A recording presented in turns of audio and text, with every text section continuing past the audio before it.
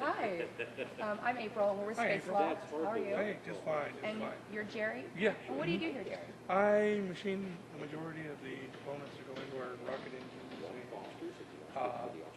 test apparatus, etc. Oh yeah. So you are the wizard. Not really. I'm You directed. look like I'm a the wizard. directed wizard. I don't come up with the designs. I just make them. Wow. So I just make it all work. Put it in 3 dimensions. For Indianapolis because I'm How do you make it all work? Oh, a lot of actual turning wrenches and measuring. You know, nothing exotic. Good old hard work. How Looks about exotic to me. that? Well, you get familiar with it. It's just like anything else. I mean, it's just we're not building anything different than a car or any manufactured product. Wow. It's just a lot more high performance than the Yes. competition's product. And plus, I think because we're so familiar with our jobs, we kind of make it look easy too. Yeah, I think so. I think so. Well, I got this right. There you go. You're on, April. So, Dr. Valentine, what are these rockets going to be used for? these rockets are going to be used to make money. They're going to be used for space tourism. We have a second stage that goes on the back of this launch vehicle. That'll launch small satellites. They are going to be flying cheaply enough that we can use them for weather observation and crop observation, and they also have use for microgravity science. But the real purpose is so we can make enough money to build the orbital vehicle.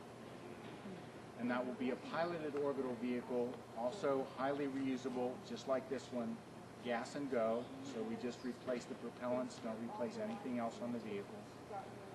And that will be coming later in this decade. And the purpose of all this development is to allow humanity to expand its presence in the solar system so we can get off this planet, and it's to provide for prosperity and longevity for the humankind. When do you think that'll happen? It's already beginning.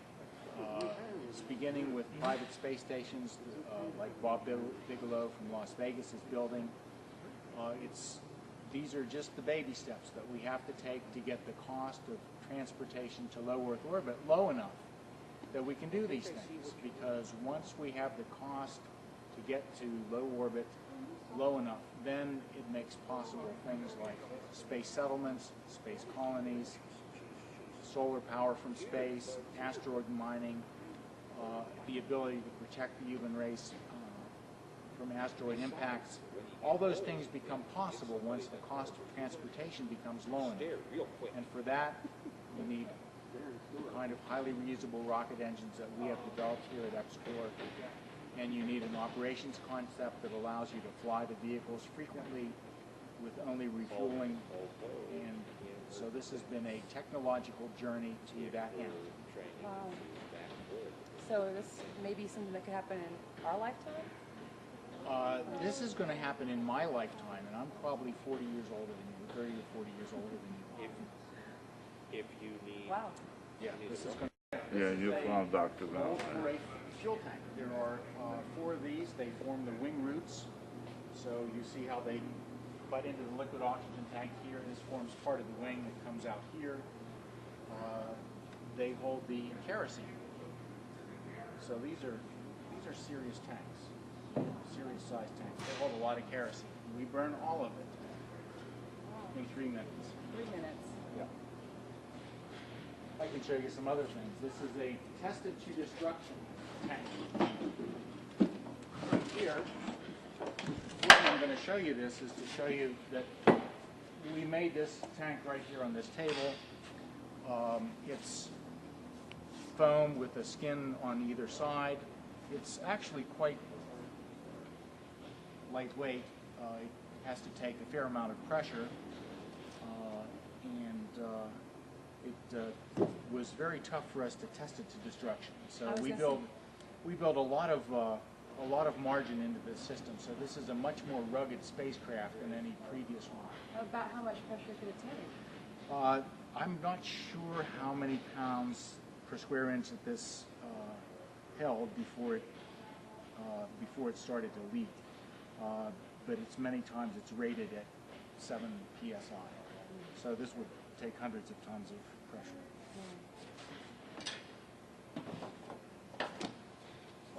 This is where the magic happens? This is where the magic happens. We take a cloth and put epoxy on it. There's a glass cloth right here. Glass cloth. And we put epoxy, paint it with epoxy resin, and lay it up just like you lay paper mache. So if you know how to do paper mache, you could build, I can get a job? You could build a spacecraft. There's standard suppliers. So we can build a spacecraft in our own backyard, maybe? If you had the right design and a lot of time, it takes about 4 people or 5 people about a year working full time to get the whole structure of the vehicle together. You have to add some more for the engines and pumps. And then there's some other components that we don't make ourselves, like the avionics, or we buy those pretty much off the shelf. We have developed a couple of new instruments that we use to diagnose the rocket engine health, but most of the structure of this vehicle, if you had a catalog and you had a design and you had the tools, And you know how to paper mache. And you know how to paper mache, you could put it together. That would be bad. Yeah, yeah. Let's. It'll be better if you stand there. This is our small portable test stand. We can do all the work here in the shop, so it's out of the weather. The test stand itself was assembled from surplus government hardware. So those pressure vessels came off a ballistic missile. They're pressure vessels that are insulated here for liquid oxygen. This gizmo right here is the Lynx main engine. This has about 2,900 pounds of vacuum thrust, burns liquid oxygen and liquid kerosene. It's, like all Xcore engines, highly reusable. We expect to fly each engine many thousands of times on the Lynx spacecraft, 4 times a day to space, beginning within the next year and a half or so.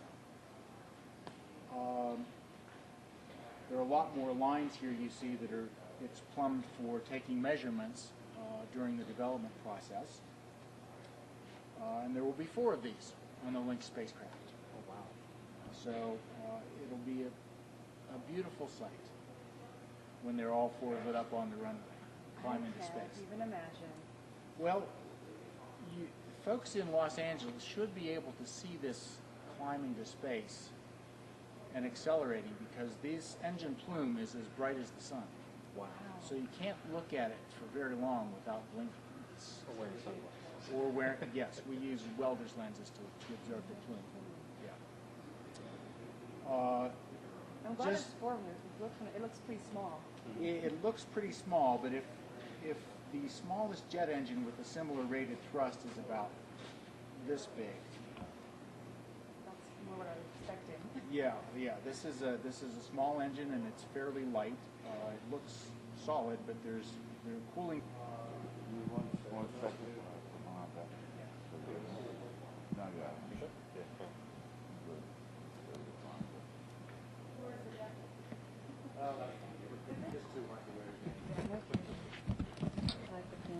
That was a big turnout today? Not as we were expecting a bigger one for some performance liquid oxygen, liquid methane engine. We built this for NASA. It is a highly reliable, highly reusable engine. We're planning to use this as the upper stage engine for launching small satellites from the Lynx. We have some other uses for it too. We're developing a throttleable version that will be able to land sizable payloads on the moon. Well, that should be useful in Yes, it should be useful for that. And in addition, this serves as one of the engines on the piloted upper stage for our orbital. So I'll show you some video footage of that, and you can get some nice footage putting our stuff. All right. Yeah. Thank you. By a solar array out on the test stand and test site, and we stay in the bunker, and it runs all the equipment. We did have trouble though with the battery. The desert did? rats. Yeah, remember the desert rats were chewing through the battery piece. Oh, yeah. Ground squirrels. I heard they get pretty big out here. You know, we're Yeah. standing in front of. I thought we should get a credit card, but that's okay. So you're vice president and chief engineer. This is Dan, right? Yes, I'm Dan. DeLong. Yes, Did I say that right? that's how my parents pronounced it. Good. So what do you do out here besides chief engineering? Well, that is sufficient to keep one person busy. Mostly I work on the initial concepts and preliminary design for just about everything we do here, both rocket engines and the flight vehicles. Oh. The first rocket airplane we ever flew was at one time my airplane. At the time it had a four-cylinder piston engine and a propeller on the back, but when we did an engine swap and put the rocket engines on, I'm no longer qualified to fly it. But it's still yours, right? No, I actually sold it to the company. Okay. So that's pretty cool. So do I look at you or the camera? At the camera, always. Oh, okay. She's prettier, but my camera will make you more famous. How about fortune? No, not about that. Isn't it Yeah. always fame and fortune? I think Goes it's, hand in hand. yeah, Okay, well, I think it's, I'd rather do it the other way around. First the fortune, and then you can buy the fame if you choose. That's true. Some people don't choose Option. fame. No. I've known a few people who've become famous, and just about everyone was ruined. Yeah, it really does. Well, there's a lot to see out here. We've seen a lot of stuff. Fortunately, I had no idea this was out here, and I had no idea what you had going on behind these doors. Well, then we're glad you came. Me too. Learned a lot. More than I knew about 20 minutes ago. So thank you for your time. We aim to educate. Yeah, he taught us how to build a rocket ship in our backyard with paper mache. It probably wouldn't fly as fast, though, if it's paper mache. Well, it's lightweight, you know. So, But it's not very strong, so it takes more of it. I guess you're right. You would know, right? I haven't made things of paper mache since I was about that tall. But that's how you got your training, right? Actually, I got my training first in high school when I was a radio ham, amateur radio operator. And then, like all 15-year-olds, I had a job cutting the grass, although here in the desert there isn't as much grass. And I was cutting grass at the local radio station. And I learned that if I got my first-class radio telephone operator's license, I could work inside where it was air-conditioned. And that was all the incentive I needed to become a licensed broadcast engineer. But I was still 15 years old, which means that if the radio station's transmitter broke down, they could call the engineer, but his mother had to drive him to work. And that's where I started in engineering. Nice. Wow. There you have it. Our company president has a sign hanging in his office, and it says, and I think it's a quote from Ronald Reagan, you might not want to repeat that part, "There's no limit to what you can do if you don't care who takes the credit." So you can take the credit for building, No, I don't think. This is a team effort. but your concept. I do a lot of the concept work, I do a lot of the preliminary design work, but there's a lot of work after preliminary design. There's layout design, there's detail design, there's manufacturing, and there's test. And then sometimes in test you find out that the concept was no good. But the way we're set up is to try lots of things, and then you learn through test what is good. Very true. You've gotten from this far. And there are a lot of things have fallen by the wayside. We did several things that were blind alleys, but if you can try 10 things and 3 of them are successful, that's better than only being able to try one. Absolutely. We've done something right if we're possibly in this lifetime, could, actually live on the moon. Well, I've had a ride on a rocket, and everybody who works here had the option of riding on the rocket. We had 7 flights in one day of one of our vehicles, and we had 7 different people in the right seat. Now, they were all trained as flight test engineers, And we had school for them, and everybody had to pass the test to become a flight test engineer. But after the first 20 flights were done, the requirements for flight test engineer were sufficiently simple that our office manager and the accountant all had rides.